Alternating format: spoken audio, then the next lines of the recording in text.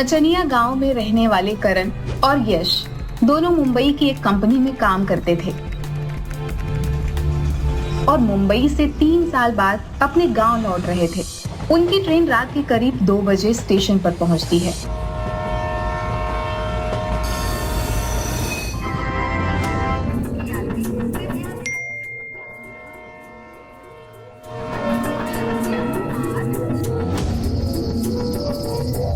भाई करण, बहुत ठंड लग रही है यार। गाड़ी में उतनी ठंड नहीं थी। अपने गांव के लिए कोई गाड़ी तो सुबह 5 बजे के बाद ही मिलेगी। तब तक चलो बाहर कुछ सिगरेट चाय वगैरह पिया जाए। हाँ भाई, ठंड तो मुझे भी लग रही है। चलो प्लेटफॉर्म के बाहर ही कुछ पीने को मिलेगा। दोनों जैसे ही प्लेटफॉर्म से निकलते हैं कि बिजली चली जाती है। अरे यश, बहुत दिनों बाद आए हो अपने गांव। यश पलट कर देखता है, उसी के गांव के तांगे वाला जगदीश चाचा उर्फ डिंगरू चाचा पूरे शरीर पर कंबल को लपेटे बीड़ी पी रहे थे। अरे डिंगरू चाचा, कंबल लपेटे हो इसलिए पहचान नहीं पाए, लेकिन आपकी बुलंद आवाज से पहचान गए। आप इस समय यहाँ क्या कर रहे हो? सवारी लेने आए हो क्या? अरे बेटा, मेरा तो काम ही है। वो अपने गांव की मालिन जूली की बहू पेट से थी, तो सेवा करने के लिए शहर में ही बेटा बुलाया है। 1 बजे की गाड़ी थी, आधा घंटा लेट गाड़ी आई। बहुत सही टाइम पर मिले हो चाचा आप। मुंबई में इतनी ठंड नहीं है, लेकिन यहाँ गाड़ी से उतरने के बाद बहुत ठंड लग रही है और घर पहुंचना भी जरूरी है। कोई बात नहीं बेटा, बाहर तांगा खड़ी है। चलो, हमें भी कस्टमर की जरूरत थी।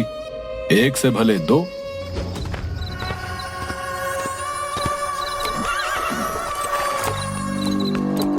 चाचा जल्दी चलो, नहीं तो ये सर्द रात की बर्फीली हवा। अगर किसी चीज को दिल से चाहो तो पूरी कायनात उसे तुमसे 10 मिनट में मिलाने की कोशिश में लग जाती है। Want now? हमारी जान लेकर ही जाएगी। चाचा 2 बीड़ी मिलेगी क्या? वो क्या है कि इतना ठंड है ना, बीड़ी पीकर ही कुछ गर्मी आएगी। सही कह रहे हो तुम, ये लो बीड़ी पियो। डिंगरू चाचा, तुम क्या समझे कि हम डर जाएंगे हैं? अरे हम दोनों को अगर रात में नींद नहीं आती थी तो कब्रिस्तान में हवा खाने निकल जाते थे। एक तरफ समुद्र की लहरों की आवाज तो दूसरी तरफ कब्रिस्तान का सन्नाटा। कभी कभी तो हम दोनों भूतों के साथ कब्र पर बैठकर रात भर ताश खेले, और जैसे तुम्हारे साथ बीड़ी के सुट्टे लगा रहा हूँ, उन लोगों के साथ भी लगाए हैं सुट्टे। अरे वाह, तुम दोनों तो काफी निडर हो। बचपन से ही चाचा, बचपन से ही। ये भूत प्रेत माया सब उनको भयभीत करते हैं जो कमजोर दिल के होते हैं। यहाँ क्या हुआ बेटा? एकाएक तुम दोनों ने बात करनी बंद क्यों कर दी? अब हम सोचे कि हमारी बातें सुनकर कहीं आप और ज्यादा न डर जाएं।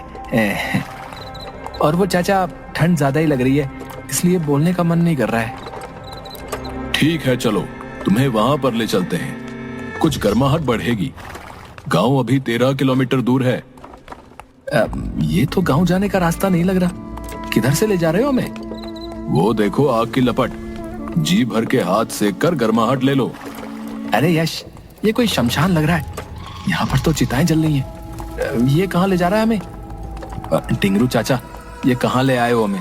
ये तो शमशान है, यहाँ तो चिताएं जल रही हैं। बेटा, यही तो अपना ठिकाना है, बाकी तो सब कल्पना है। और तुम लोग तो कई बार कब्रिस्तान में बीड़ी पिए हो, आज मेरे साथ शमशान में भी पी लो। क्या चाचा, अभी हम तुमको डरा रहे थे, अब तुम हमें डरा रहे हो? वैसे बता दूं कि हमें भूतों से डर नहीं लगता। हाँ भाई यश, हमें तो डर लग रहा है यार। देखो, चाचा का चेहरा पूरा जला हुआ है, सिर्फ हड्डी दिख रही है। दूसरा देखो, हवा हमारी तरफ चल रही है, लेकिन हवा के उल्टी दिशा में चाचा का कंबल उड़ रहा है यार। अरे हाँ, मुझे भी अभी याद आया, करीब 2.5 साल पहले मेरी बीवी का फोन आया था कि डिंगरू चाचा दिवाली के दिन फुलझड़ी जलाते समय जलकर जिंदा मर गए थे भाई। तो फिर ये डिंगरू चाचा कौन है? क्या बक रहे हो? तो प्लेटफॉर्म पर ही तुम्हें ये बताना था ना यार, इसके साथ हम लोग आते ही नहीं। कहाँ फंसा दिया यार। अरे भाई, वो देखो, चाचा के पाँव भी उल्टे हैं। भाई हम लोग फंस चुके हैं यार, अब हमें यहाँ से भागना होगा। अरे यार, उस समय अगर याद रहता मुझे कुछ कि डिंगरू चाचा मर चुके हैं, तो मुझे शौक थोड़ी था कि भूत को रोककर अपनी मौत को बुलाऊं। हाँ यार, देखो ना, अभी मुझे याद आ रहा है कि मालिन जूली को मरे भी 1.5 साल हो गए, तो फिर ये किसे छोड़ने स्टेशन गया था? अरे तुम लोग क्या कानाफूसी कर रहे हो? लो, आ गया अपना हीट एरिया, सेक लो अपना हाथ। अरे अभी अभी तो तुम्हें ठंड लग रही थी और अब दोनों के पसीने निकल रहे हैं। यश चलो, हमें घर जाना है। चलो हम लोग पैदल ही यहाँ से चले जाएंगे हैं? अरे ऐसे कैसे चले जाओगे? और यहाँ से 13 किलोमीटर दूर पैदल जाना मुश्किल है भैया। अभी तो 3 ही बज रहे हैं, 5 बजे मैं तुम्हें गांव छोड़ दूंगा। नहीं नहीं चाचा, हम अपने से ही चले जाएंगे। आपको जाने की कोई जरूरत नहीं है, आप यहीं रहिए हैं। वे लोग अभी बात ही कर रहे थे कि उधर से जूली आई, जिसके बारे में अभी अभी डिंगरू चाचा बोल रहे थे कि जूली को छोड़ने ही स्टेशन गए थे। अरे बबुआ, तुम दोनों कहाँ से आ रहे हो? पहले ये बताओ कि तुम इस सुनसान शमशान में क्या कर रही हो, और वो भी इतनी रात को? अरे बेटा, मैं ठहरी मालिन सुबह 4 बजे ही फूल तोड़ने के लिए उठ जाती हूँ। आज मैंने घड़ी देखी ही नहीं, नींद खुली तो हाथ मुंह धोकर निकल गई।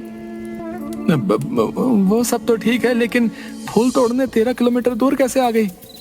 वो डिंगरू भैया किसी को स्टेशन छोड़ने आ रहे थे और मुझे ठंड बहुत लग रही थी, तो मैं कही कि यहीं उतार दो। आओ, यहीं एक झोपड़ी है, उसमें थोड़ी देर आराम कर लो। तभी बगल में जल रही चिता से एक साया उड़ता है और उठकर वहां आकर बोलता है, उस झोपड़ी में मेरे मेहमान हैं, तुम इन्हें डिंगरू भैया वाला झोपड़ी में ले जाओ। यह सुनकर करण और यश दोनों काफी डर जाते हैं, लेकिन वे समझ चुके थे कि वे लोग फंस चुके हैं, इसलिए दोनों एकांत में ही प्लान बनाकर निकलने की फिराक में थे। तभी डिंगरू की डरावनी आवाज उनके कानों में पड़ती है। मैं भी तो इन दोनों को यही बोल रहा हूँ कि थोड़ी देर यहाँ आराम कर लो, गर्माहट ले लो, उसके बाद मैं तुम दोनों को गांव पहुँचा दूंगा। हाँ बबुआ, चलो, इतने दिन बाद इतनी दूर से आए हो, थोड़ी देर झोपड़ी में आराम कर लो, फिर 2 घंटे बाद सुबह होते ही हम सभी गांव चलेंगे। यश और करण दोनों समझ चुके थे कि अब उनका बचना मुश्किल है। दोनों आंखों ही आंखों में इशारा करते हैं और जूली के साथ झोपड़ी में चले जाते हैं। तभी एक बुझी हुई चिता से अचानक एक आग का गोला निकलता है और कुटिल हंसी के साथ आसमान की ओर निकल जाता है। यह घटना दोनों के दिल को दहला देती है। डरते डरते जैसे तैसे वे दोनों जूली के साथ एक झोपड़ी में जाते हैं। झोपड़ी में चिता के जैसे 2 बेड लगे हुए थे। तुम दोनों यहीं आराम करो, मैं थोड़ा सा बगल में गेंदा का फूल है, उसे तोड़ कर आती हूँ।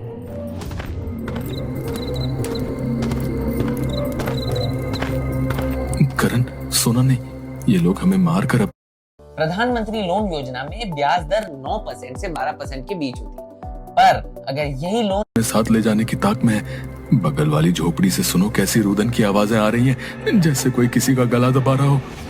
इस भूतिया सुनसान में तुम सोने की बात करते हो? अरे यहाँ तो हमारी नींद ही उड़ी हुई है। अब हमें किसी प्रकार से यहाँ से भागना होगा, नहीं तो हम लोग भी इस चिता में जला दिए जाएंगे। मौका अच्छा है, बाहर अभी कोई दिख नहीं रहा। जूली पता नहीं किधर गई है, शायद डिंगरू चाचा से हम लोगों को मारने का प्लान बनाने गई हो।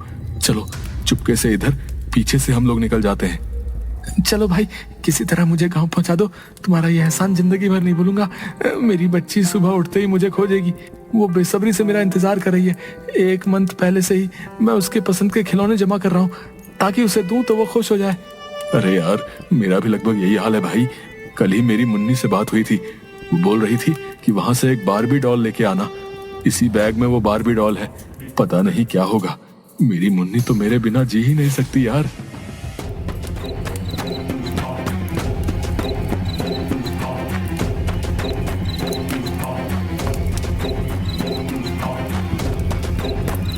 भागते भागते वे सड़क पर पहुंचते हैं। कुछ दूर चलने के बाद यश, तुमने बस की आवाज सुनी क्या? हाँ हाँ, मुझे भी लगा शायद कोई बस की आवाज आ रही है पीछे से। अरे हाँ, वो देखो, धुंध में कुछ लाइट नजर आ रही है। अरे ये तो बस ही है। थैंक गॉड, ऊपर वाले ने हमारी सुन ली। लो, आ गई बस। ओ भैया, ओ भैया, रोको, रोको भैया, अरे हमें भी चलना है, बस रोको। चल चल चल करण, जल्दी चढ़।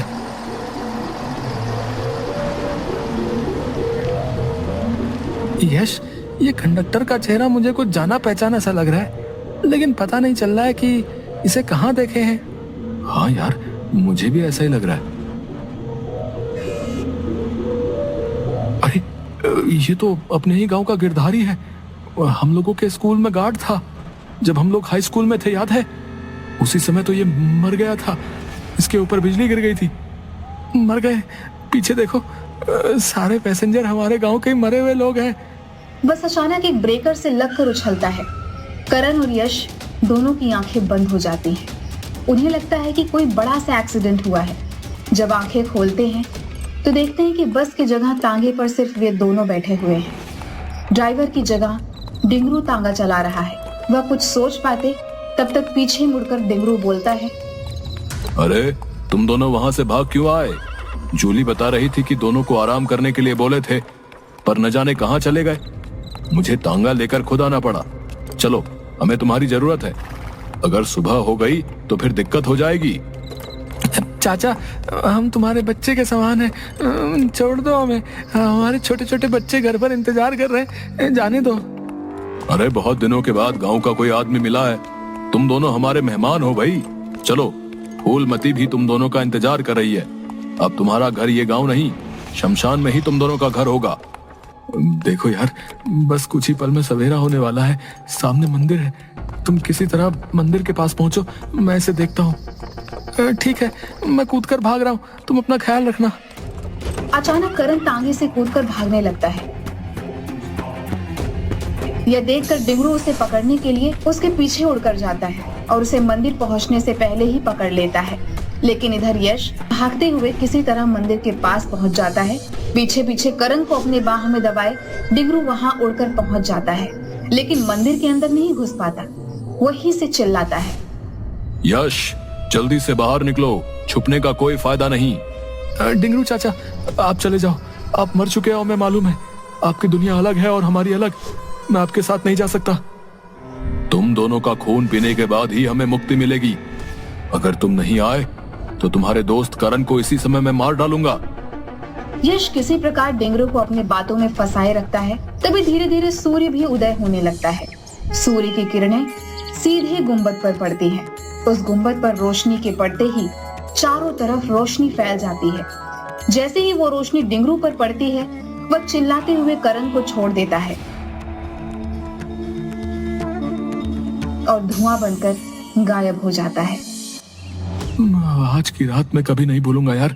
मुझे तो लगा मैं अपने परिवार वालों से कभी नहीं मिल पाऊंगा। यार मैं तो बहुत ही ज्यादा डर गया था यार।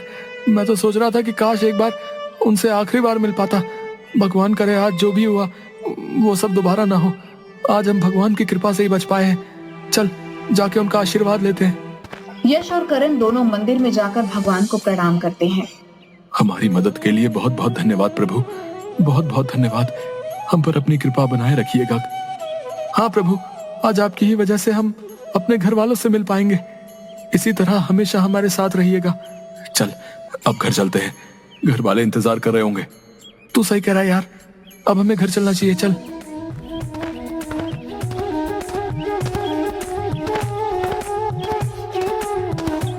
इसके बाद दोनों अपने घर चले जाते हैं। लेकिन आज भी डिंगरू चाचा की आत्मा रेलवे स्टेशन के बाहर लोगों का इंतजार करती है।